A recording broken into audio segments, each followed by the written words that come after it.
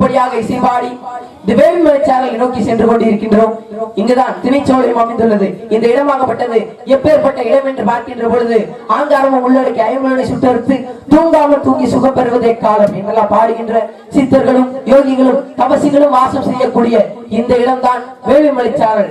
தேவயாகம், பூதயாகம், எதிரியாகம், வானுடையாகம், பிரம்மயாகம் போன்ற யாகங்களை எல்லாம் செய்கின்ற முனிவர்கள் எல்லாம் இருக்கும் இந்த இடத்திற்கு பெயர் தான் வேள்விமலை சாரல்.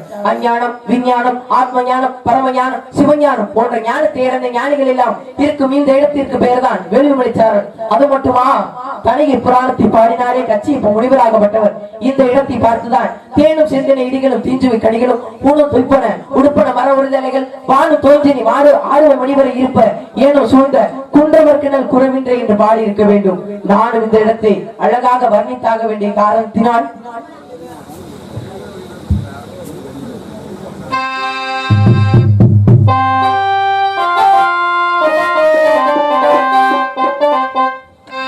குற்றால மலையிலே குதித்து வந்த தமிழிலே வற்றாத பேரழகே நீயாடு தென்றல் வந்தாடும் அருவியிலே நீராடு